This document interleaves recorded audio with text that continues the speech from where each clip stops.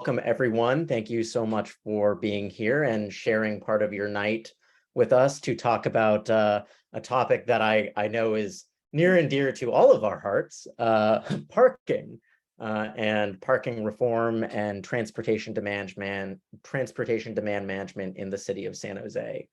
For those of you who are familiar, for those of you who are not, just a little refresher, what we're talking about tonight is parking policy in the city of San Jose, and moving forward with new and progressive policies to ensure that affordable housing and that climate change and that climate resilience are factored into public policy that we create in the city, that are factored into how we move forward together in this realm. So tonight we're very excited to have a couple rock stars from the city of San Jose with us. We have Mr. Wilson Tam from the Department of Transportation, as well as Ed Schreiner, city planner. So welcome, Wilson and Ed and everyone else, and I will give it to you two fine gentlemen to start us off.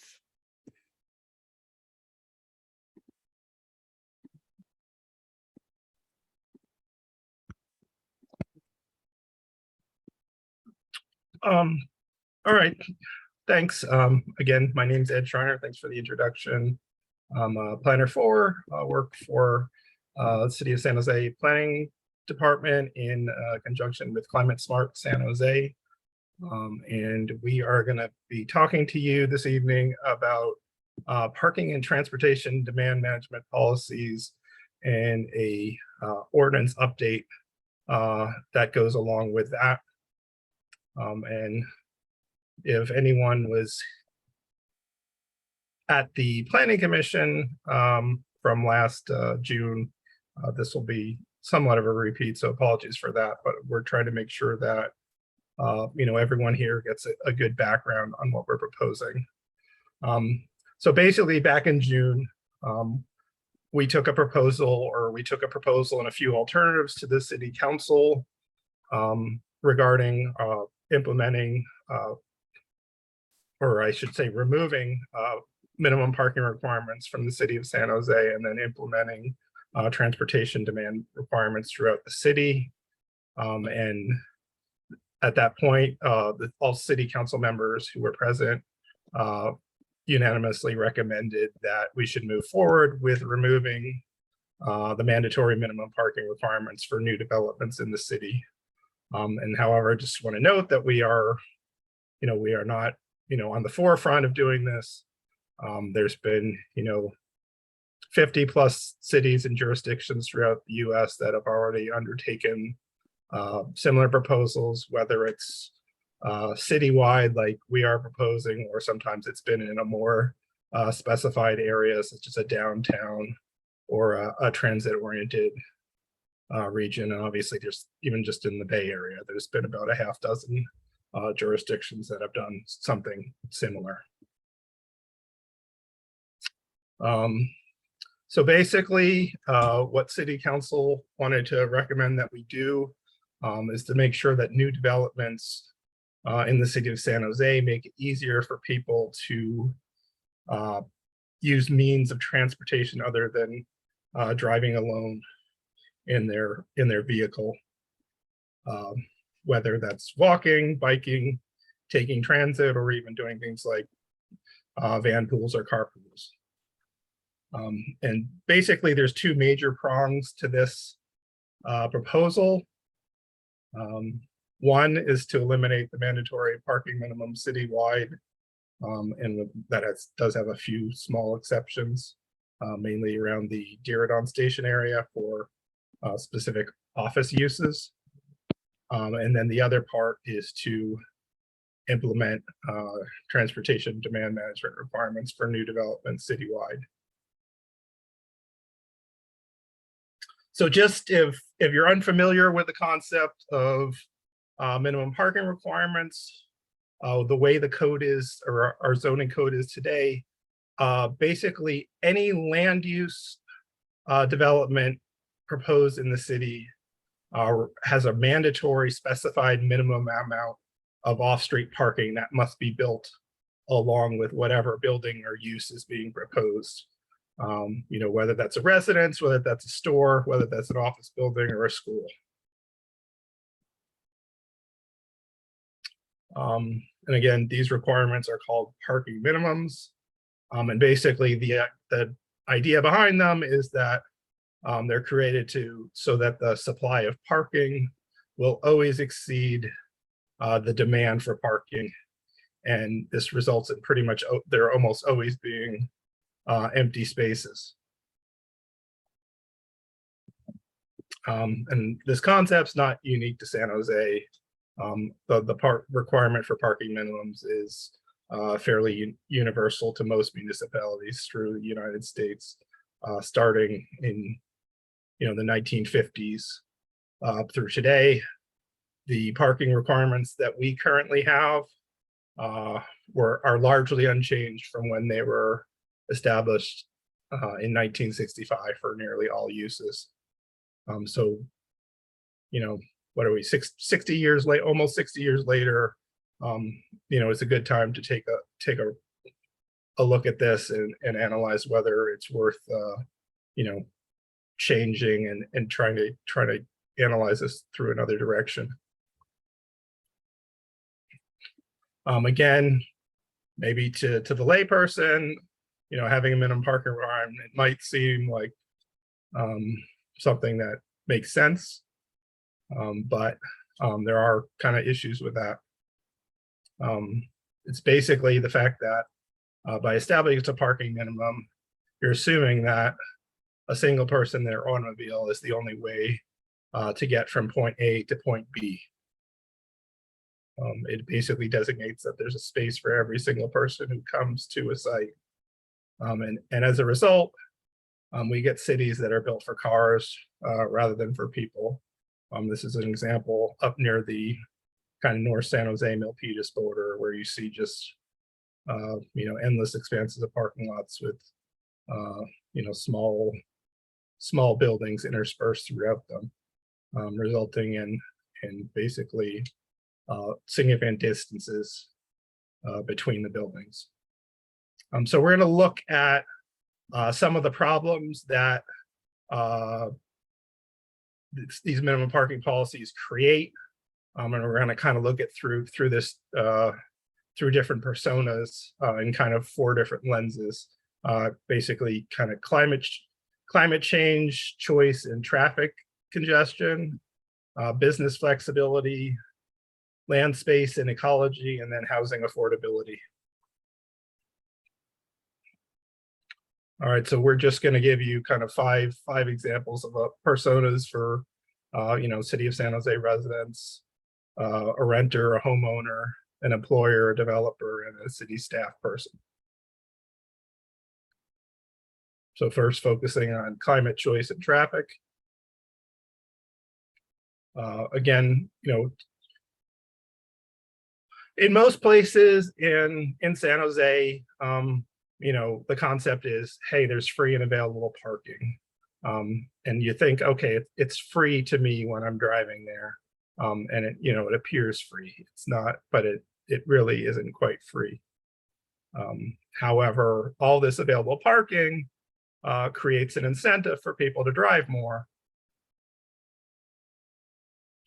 And that, for instance, Julie, a homeowner, tends to drive to the store, even though she may be open to walking, riding transit, or even biking when the store itself is, 4 or 5 blocks away.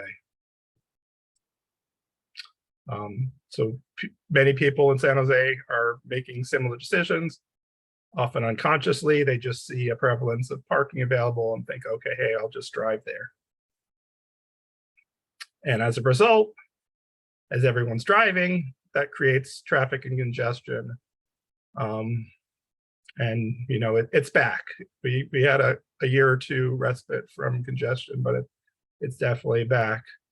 And basically, we have there's sort of a wonky term we use as city staff members called vehicle miles traveled, or VMT, and you'll sometimes hear that referred to, and that's essentially the amount miles people travel in their vehicles on a day-to-day basis. There's been numerous studies that have actually shown that excessive amounts of parking are actually linked to an increase in VMT, as that excessive parking induces more people to drive, as opposed to, getting from place to place through different means.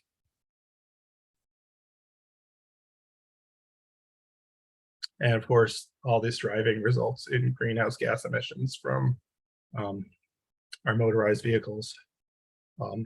And out of the city's total greenhouse gas emissions in 2019, over 51% of that was from our transportation sector, which is, largely just simply people driving to work.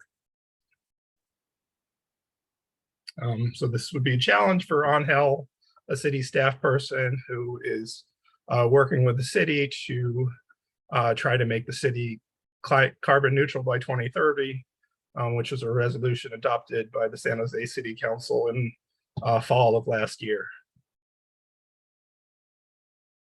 Obviously, they've been in the news lately. Electric vehicles are part of the solution. I think California's trying to push the idea of trying to phase out the sale of gas-powered vehicles by 2035.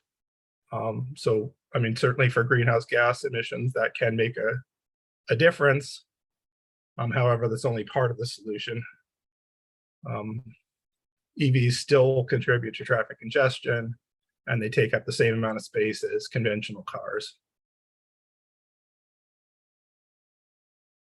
So even with a widespread electrification of cars, we still need to incentivize other transportation options, walking, biking, transit, carpooling. So basically eliminating mandatory parking minimums would more easily, one, encourage us to drive less and lower VMT. It would make walking, biking, and transit more appealing, as the excessive amount of parking pushes places actually further apart, and makes walking and biking less appealing. And then again, it'd get us towards our target of carbon neutral by 2030. So a second way we're going to look at that is business flexibility, because parking minimums do have an impact on where people can do business. So Tricia is an example of an employer. Her business is doing really well, and she's looking to expand. So she found a new location, but per city code, she can't rent the space to operate her use because based on the existing parking minimums, there aren't enough parking spaces on the site, and she would need to provide more parking than what currently exists. Even though many of her employees take transit and many of her customers might be from the nearby neighborhood who could walk or bike. And then just since the pandemic has started, there have been a shift in preferences, or I guess even before that, from working from home, using rideshare, shopping more online, and also the prioritization of experiences over actual consumer goods.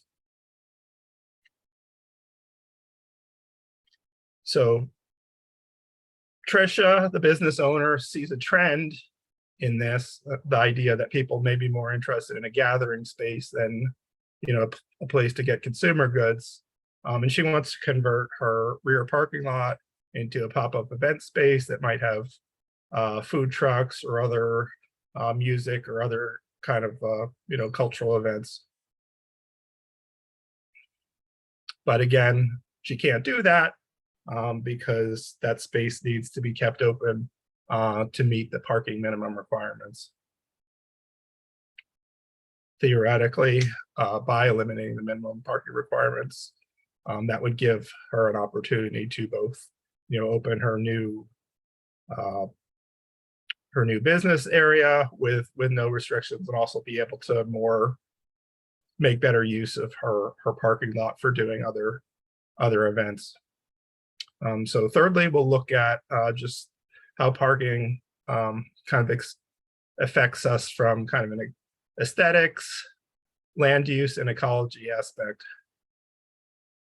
Obviously, parking lots aren't the most appealing of places, just expanses of black asphalt. And outside of their function to serve as parking for cars, they really add no value to communities. As I mentioned before, they also push destinations further apart, which basically, again, makes it less appealing to walk, bike, or take transit. And this is because parking takes up a lot of space. And these kind of bar charts are to give you an idea for every 1 square feet of these uses. For instance, for every 8.3 square feet of restaurant dining area, for every 1 square foot of restaurant dining area, basically 8.3 square feet are needed to meet that dining area's parking requirements. And then 4.1 square feet of parking area for every 1 square foot of gym use, 1.3 square feet of parking for every 1 square foot of office use. And then roughly for an apartment, it's a little less than half the space required for parking as compared to kind of an average 1-bedroom apartment. And as you can see, for 3 of those uses, the amount of space required for the parking exceeds the amount of space required for the use itself. And then as for restaurant dining area, over 8 times more. So that's not the most efficient use of land. Obviously San Jose has a fixed area. It's not expanding. So space for parking is basically space that's not used for something potentially more appealing or more useful, such as housing, jobs, stores, restaurants, or green space. And then parking has a lot of negative ecological impacts, from habitat loss to stormwater drainage issues to heat islands, and then just general less open green space for recreation. And lastly, we'll talk about parking's impact on housing affordability.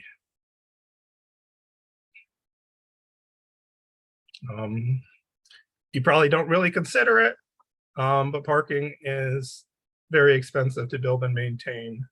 Obviously, we have really high construction costs in the Bay Area. For the most basic of structured parking spaces, cost approximately $34,000 of material and labor to construct, up to $75,000 plus cost for one parking space in a subterranean parking garage, like most of the garages you would see in the downtown area. Again, this is sometimes hard to understand because, as I mentioned before, hey, you go into the East Ridge Mall, the parking there is free. It's plentiful. You don't really think about the cost of it, but it ultimately does get passed along, and results in higher rents for the average apartment. Roughly 17% of the rent goes towards the parking. It results in higher construction costs, as cited by the cost of a parking space, and then obviously just the cost in general is passed on through small increases in goods and services.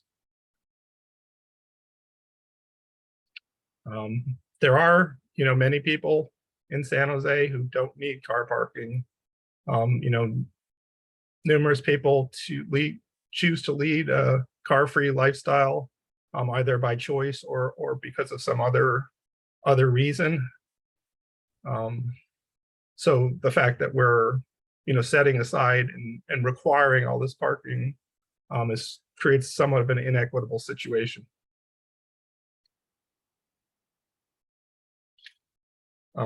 So without parking minimums, developer Catherine could potentially build more housing units at a more affordably priced,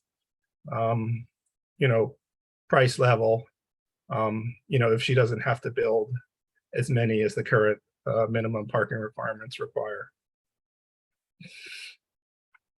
And therefore, Haiseng, a potential renter who doesn't have a car, could find a more affordable unit that, because she doesn't require a parking space and doesn't have to pay that extra 17% of her rent going towards a parking space that she doesn't use. Basically, at the end of the day, our regulations do tell us a lot about, our values and priorities. And by prioritizing parking, we're saying that, empty housing for cars takes precedence over, housing for people. But basically, as I mentioned at the beginning of the presentation, the parking minimums are only half the story. We also want to make it easier to walk, bike, and take transit. And that's where what we call transportation demand management comes into play. And I think at this point, I'll pass the mic off to Wilson to take us through the rest of the presentation. Thank you, Ed. Good evening, everyone. My name is Wilson Tam. I am the transportation planning manager at San Jose DOT, and I'm happy to collaborate with Ed and Jordan on this presentation tonight. And I'm going to talk about the second half of the presentation, which is the second half of the policy work called Transportation Demand Management Policy, or in short, TDM policy. But before I get there, I just want to make sure that there is when Ed and I went out to the public to ask their feedback about these policies, there is some misunderstanding or misconception about parking minimum removal, and just want to reiterate after Ed presented about the parking policy that by removing the parking minimum requirement, we are not removing parking in the city. And that's very important for people to know about.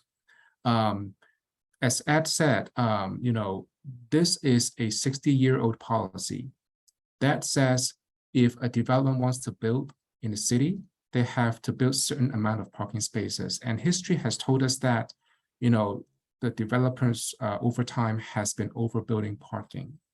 And you may have seen that there are a lot of parking spaces empty, maybe in your neighborhood, empty lot, especially during the weekend, and also during the non-business hours, and they may not be at the peak. And these are the spaces that are a byproduct of the policy that we have imposed over the years. And the council acknowledged that. And so, this policy is not removing parking. We are just saying that we are going to let the development determine the right amount of parking spaces to be built for their new development. So there will be parking, and we expect that development will do the due diligence to figure out the appropriate amount of parking spaces for the new development in the future. The reason why the council acknowledged the importance of creating a second half of the policy called the Transportation Demand Management Policy is to acknowledge the fact that just by building the right amount of parking spaces is not going to solve all the problems that we have in the city, right? One of the reasons why people may continue to drive or may continue to find parking spaces to park their vehicles, even for a very short trips, is because there's no safe ways to get around in the city. Even if you're talking about walking a couple of blocks to a grocery store or going to a park in your neighborhood, most of the people may continue to drive because there is not a safe environment to walk and bike. And therefore, this TDM policy is really about figuring out what kind of transportation improvements or options can be provided for the new development in order for the neighborhood to benefit from these improvements so that they can find many different options to choose to get around in the neighborhood and throughout the city. So we call this a TDM policy, and sorry for the wonky term here. Basically, what it means is like it is a list of strategies that can help reduce the number of people needing to drive by providing high-quality transportation options such as walking, biking, and transit. And again, the idea is to provide the options so that people can choose to find the best way to get around. And when we presented this TDM policy concept to council in June, we did not spend too much time talking about this policy because we mostly talked about why the city can consider to remove the parking minimum requirement. And so we feel like in this, like tonight, it will be good to talk a little bit more about what this second half of the policy could look like.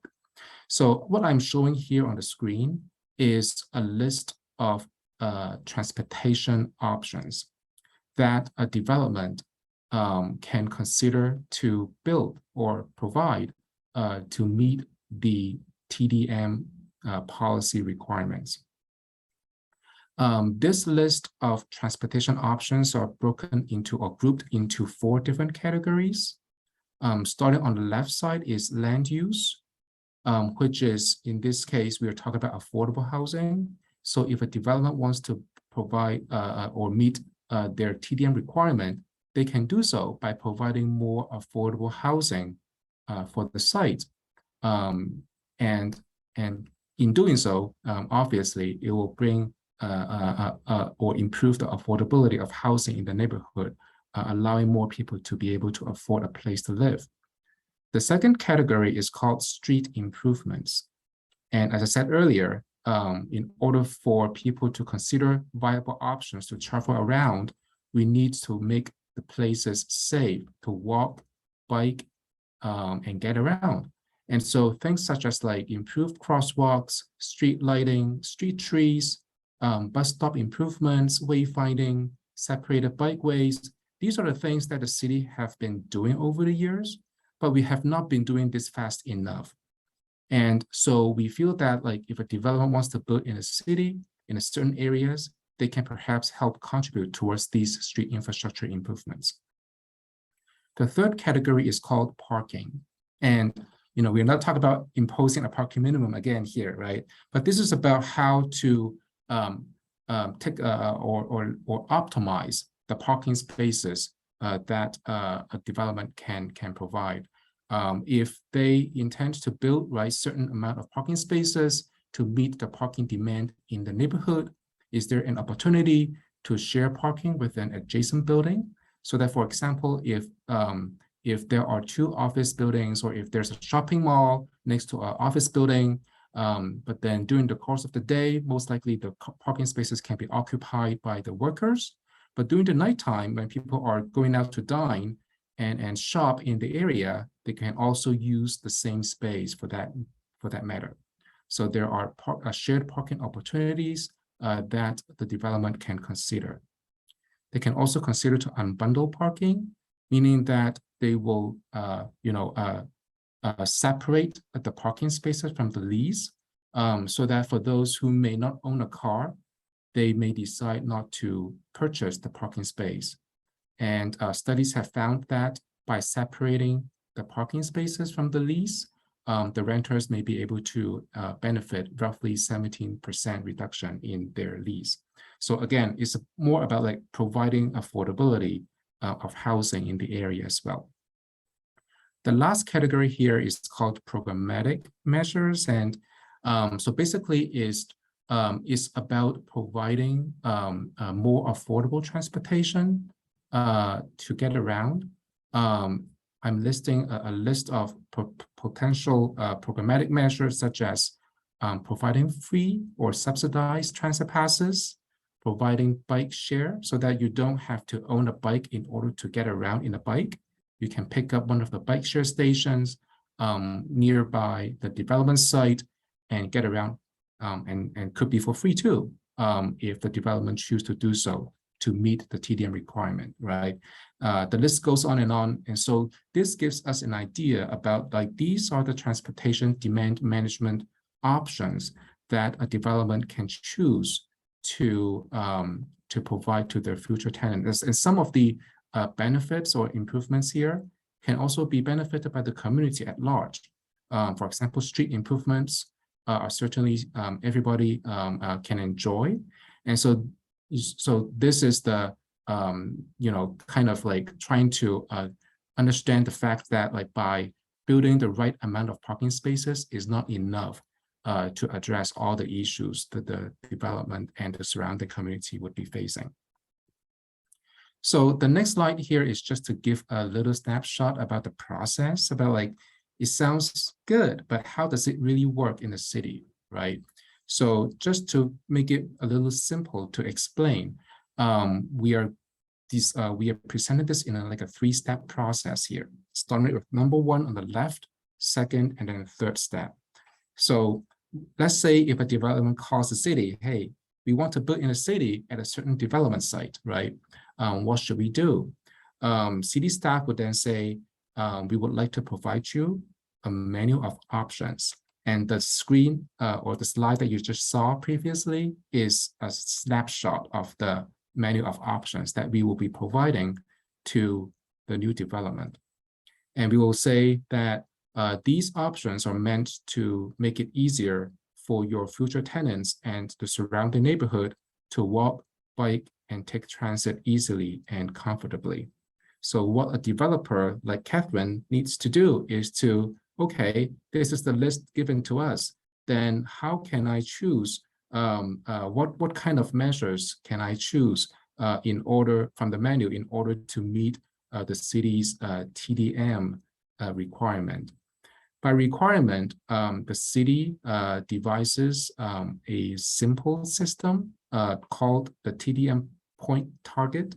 So basically it's sort of like building your burrito, right? Like, so you have 25 points to build your burrito and you have a menu of options, which is your ingredients. You can go back to the ingredients list and pick and choose the options that, that can help build your burrito. And the burrito requires you to build 25 points worth of measures. And I can get to what does that mean in terms of what kind of benefits would add up to be 25 points in a second.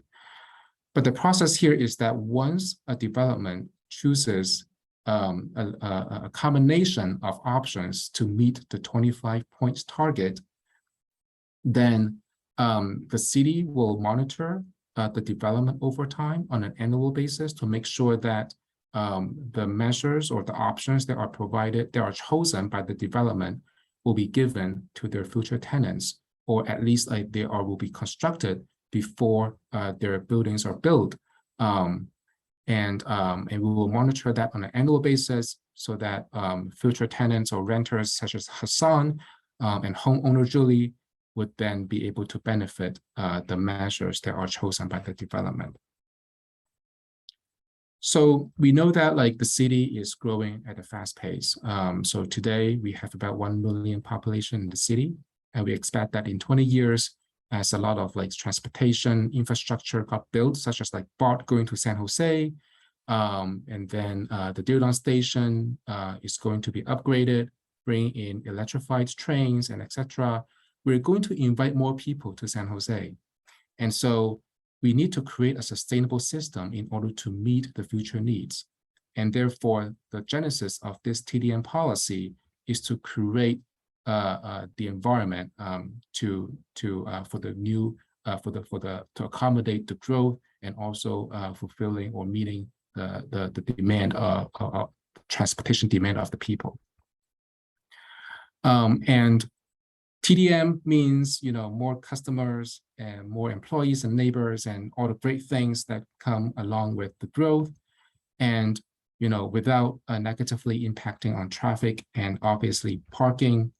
So how do we get from where we are today, which is basically 80% of the people driving today, people having a very difficult time finding parking spaces, we hear that, to a places where, people can still continue to drive and park. But then for certain types of trips, such as like going to a grocery store, to a park, trips that are nearby, in your neighborhood, you will feel safer and more comfortable to get around, maybe perhaps without a car. So how do we get there? So that's why, Ed and I presented to you today this bundle of policy, right? On the first hand, the council acknowledged that we can ask development to build the right amount of parking spaces. At the same time, we also wanted the development to provide the right amount of transportation options so that the future tenants and the nearby community can benefit. And for parking, this means we are rethinking our minimum parking policies, right? Or doing away from them together. But that doesn't mean that developer Catherine will suddenly say that I don't want to build parking. As I said earlier, right? The developers will do their due diligence and decide the right amount of parking spaces to meet the demand of the market, of the parking market. But she will not be forced by the city to build certain amount of parking spaces. The parking minimum today, I would say roughly, if you want to build housing, you may have to build at least 2 spaces per unit. Or if you want to build offices, you may have to build more than 1 space per every job, right? But certainly not every person needs a car, or not everybody needs to drive to the workplace, right? So this is a kind of like a random threshold that the city have imposed over the last 60 years. And now we are not forcing the development to build certain number of parking spaces, but we are asking them to decide how much parking spaces is needed. At the same time, how we can improve the transportation options to improve walking, biking, so that it will reduce dependence on parking and traffic. So if Catherine wants to build the right amount of parking spaces, right? And that means, they can have more space to build something else, such as parks, outdoor dining, street trees, etc. Under the TDM framework, they will get 20 points. And as I said, right, there's a point target of 25. So that means by building the right amount of parking spaces, they will fulfill 20 of the 25 points already. And that means they will have roughly 5 points to meet the TDM requirement. And they can do so by doing something like providing subsidized transit passes, which can give them roughly 4 points, or they can provide a bike share station in your site or even on the street, right? And that can get them roughly 2 points. So they add up to be roughly 5 or 6 points, and that together would be able to help them meet the TDM requirement. Alternatively, right, developer Catherine can still say, hey, I want to build as many parking spaces as I can because that's what I want to do, right? The city's requirement actually allows them to do so, right? Because we are now removing the parking minimum requirement. We let them to decide how many parking spaces is needed. So if they decide to build more parking than necessary, they can still continue to do that, but then they may not receive the TDM points. And that's okay because they will need to meet the TDM requirements by satisfying the 25-point target from other options. As you can remember that there's a list of menus that they can choose from, right? So they can choose to do something like bike share station, subsidized bike share. Bike share is relatively expensive today. Like I think it costs roughly $156 per year, and $3 per trip. So that is pretty expensive and maybe not very affordable. So they can choose to provide subsidized bike share to the tenants. They can build bike lockers, secure bike lockers and bike lanes in the neighborhood, and that can perhaps get them as many as 18 points. They can also provide transit passes that can get them 4 points, and then they can provide or build street lighting and safe crossings. Like, these are the things that we have heard from the community that they really need. There's a lack of lighting in the area, in the city in general, and also not very safe crossing environment. So they can help provide a better intersections. So altogether, they can get them 25 points to meet the requirement. And the reason why, we need the development again to provide the transportation options is because, they're going to invite traffic, right? As you can imagine, if they don't provide the transportation options, today 80% of the people drive. And so if you don't improve the environment, it's easy to project that 80% of the people in the future also would drive, right? So that would add traffic and parking needs. And so we really need to think through about these policies, so how to create them as a bundle, right? Right-sizing parking and also transportation options in order to help create an environment that is sustainable over time. So now this is an opportunity to kind of summarize, these bundle of policies is about addressing climate issues, reducing our carbon emissions. It creates the choice so that people can decide which transportation option is better for different types of trips during the course of the day. It can also reduce the incentive to drive. And especially when it talks about like going to a grocery store or to a park nearby. It also creates flexibility for the businesses so that they can use the space to do something more active, right, and more inviting and attractive to people. And it also allocates more space for different types of populations, such as like people, jobs, and also obviously is to build more housing, incentivize the development to build more affordable housing, making it more affordable to those who want to find a place to live.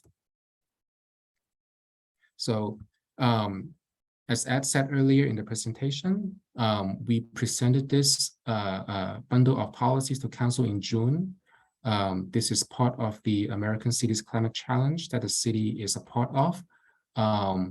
And we have gone through this process for roughly 3 years. We have gone through a 3-year public engagement period, and we presented our collected thought to Council in June. And the Council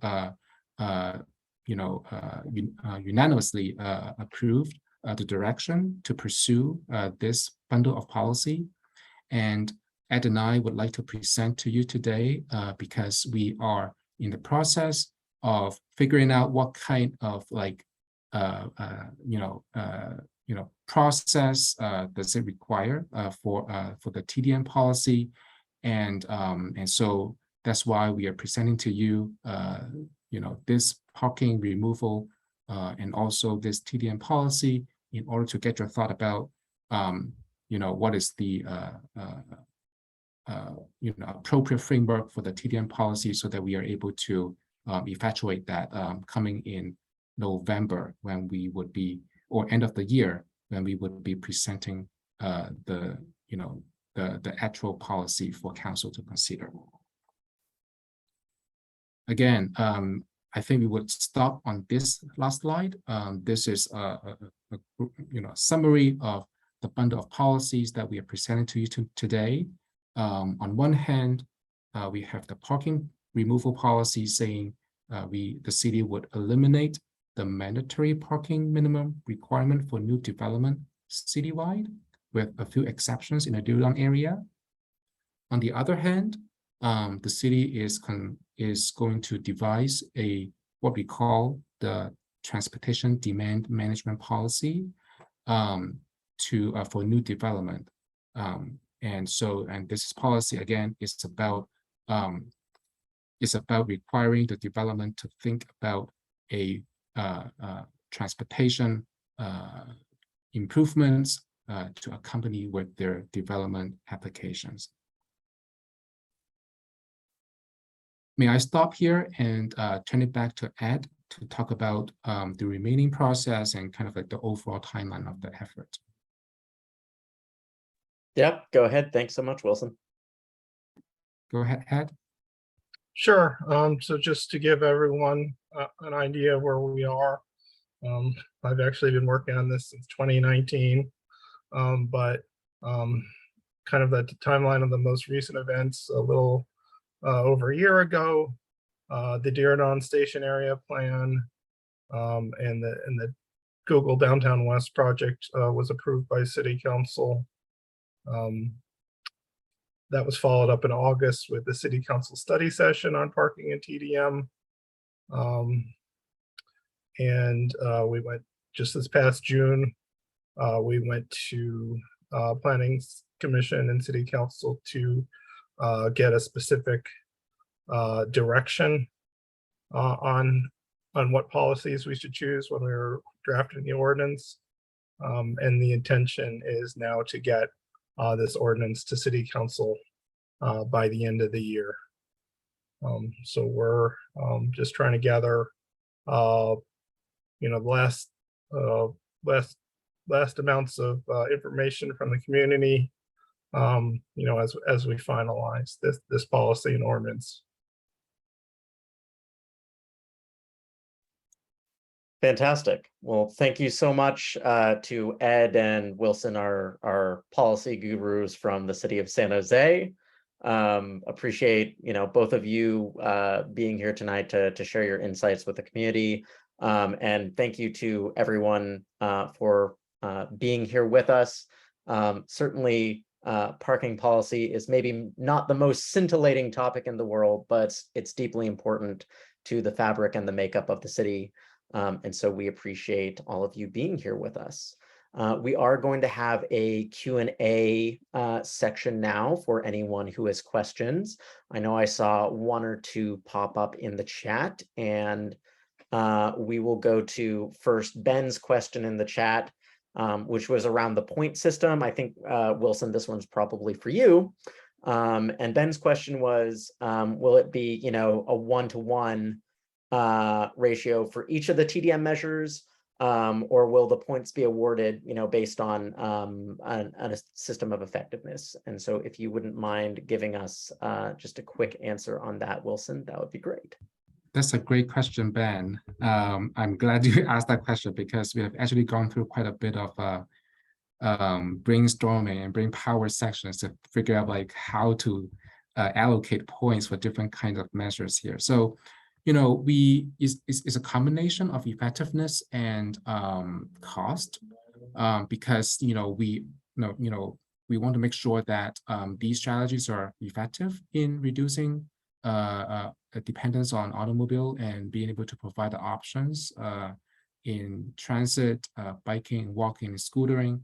At the same time, we also want to acknowledge the fact that like there are certain strategies that are more expensive than the other ones, and we want to make sure that like if a development chooses to pick a more expensive strategy that also happen to be more effective, then we maybe it's okay to increase the number of points in order to incentivize them to choose the more transformational or more effective strategy. So there's a lot of like evaluation behind the scene to figure out like what may make sense. So for example here, we are looking at a screen that has transit passes as one of the measures here. It shows 4 points, and what that actually means is like a development can earn anywhere between 1 point to 4 points. They can get 1 point by providing transit passes. They can also earn up to 4 points. So what's the difference between 1 point versus 4 points, right? It depends on how much, right? If a developer chooses to fully subsidize transit passes, meaning that any person can get a free transit passes permanently, right? They will get as many as 4 points. But let's say if that's too costly for development to afford, and they may decide to say, hey, I want to only provide 25% of the cost to subsidize transit passes. So that means the future tenants may have to pay for 75% of what a transit pass would cost. Then the development will only get 1 point, right? And that cost of transit passes, right, is also compared with the other measures such as like street lighting, how much it costs to provide a street light pole, right? So there's a kind of like a cost comparison and also effectiveness comparison in order for us to, figure out, the value allocation for each of the measures on the menu. Wilson, did you want to mention the weighting towards equity-focused TDM measures as well? Yeah, thank you, Ed. So we, as part of the public engagement process, we were very fortunate to be able to speak to a lot of like low-income families and also people of color, mostly in the East San Jose area and also in District 7, more in the central San Jose areas. And we partnered with Luna, Latino United for New America, which is a nonprofit organization that helps us reach out to these population. And one of the things that we have learned through talking with these people is that they really cannot afford any, they cannot afford to drive. They do not want to buy a car, but they're forced to do so because there's no way to get around, right? And even for those who take transit, they don't feel safe walking on the street every single day. So they're basically risking their lives, right? Kind of like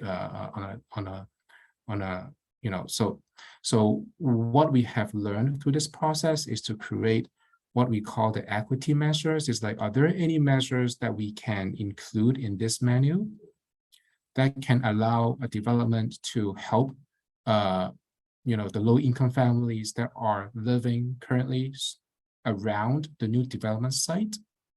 And so, so that means like the development can perhaps, improve the transportation situations that the low-income families surrounding the site are experiencing.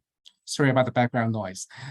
So for example, one of the equity measures that we are considering is about like transit passes, right? We just talked about transit passes. So, 4 points means, a development would give the transit passes to the new tenants of the building, right? People that do not live or work there today, but once the buildings are built, they will come here, right, to the new building. So those people will enjoy the transit passes. However, if a development say, hey, I want to support the nearby community by providing, free transit passes to the low-income families living within a certain area of the development site, they may get more than 4 points. So that's the incentives that we are considering. And so for example, they may get as many as 8 points, right, by providing the transit passes to the low-income families surrounding the development site. So this is just one of a few equity measures that the city is devising in collaboration with the low-income families and Luna that we collaborated with through this public engagement process. And and so we feel like this is a way to address a lot of the transportation issues that we have heard. We've gone out to the community and a lot of them are complaining about parking demand, right? There's not enough parking spaces in the neighborhood. There's an overcrowding issue and there's a parking spaces issues. And we hope that this list of equity measures can at least help with the transportation conditions for the environment, for the area. It does not solve everything, but we hope that this help, and especially in the more of areas that we have seen a lot of like equity gaps, most likely in the east side and also in the central San Jose area.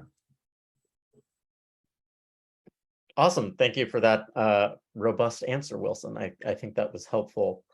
We will move on to a question from Anne, whose question is specifically about projects maybe considering using the revised parking standards. And basically the question is, for projects already in the pipeline, or just starting out, how can those projects maybe avail themselves of these new policies?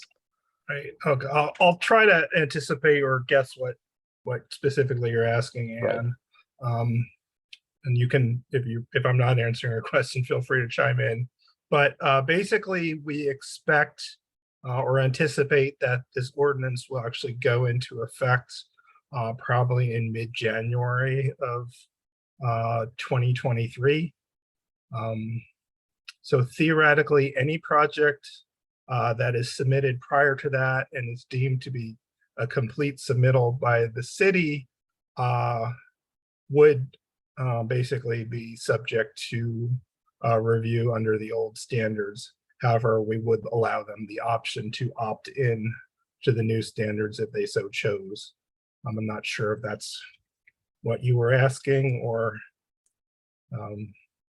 but basically, if a project is deemed complete prior to and that the application submittal plan review has been deemed complete prior to January, they would go under the current ordinance. If it's after that point, they would be subject to this new ordinance. Awesome. Thanks for that answer, Ed. And definitely feel free if you would like some follow-up on that or need some follow-up on that, feel free to. Oh, perfect. Anne says her question is answered. Great job, Ed. We do have another question from Ben. This is specifically around technical analysis, whether or not there is an estimation of how much these policies would help reduce emissions, specifically around carbon neutrality goals and reducing the city's transportation related emissions. So I will let whomever wants to tackle that one chime in. I can take a step at that, and thank you, Ben, for the great question.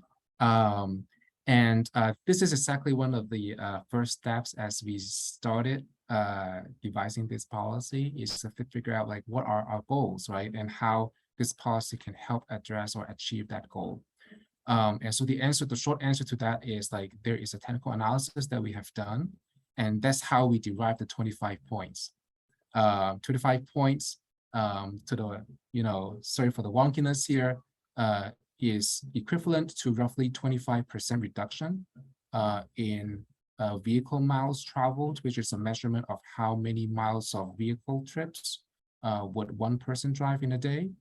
And so, if this policy, if adopted and implemented successfully, meaning that the development would be able to provide adequate amount of transportation improvements to support the area, right?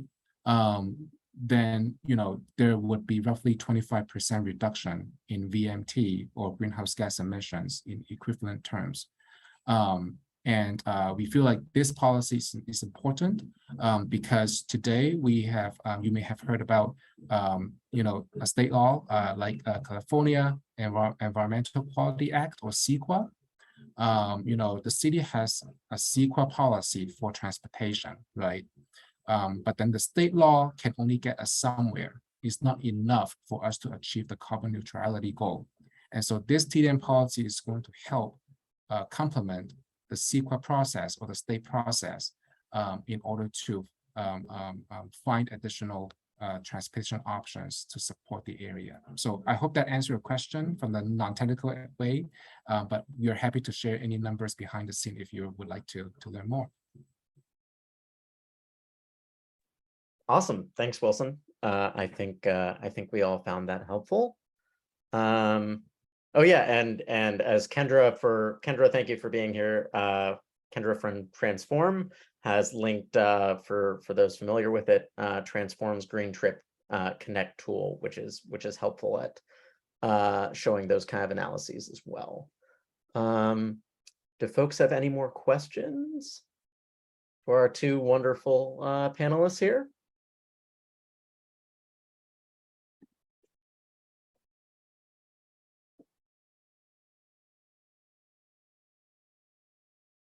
Awesome. Well, since it looks like we don't have any more questions, we will let everyone go and enjoy the rest of your evenings and maybe some dinner. I know Wilson's TDM burrito analogy definitely made me hungrier earlier, so we'll let everyone go. Thank you so much for being here with us to help craft this policy and provide input. We really appreciate your time as always. And thank you so much. Enjoy your evenings.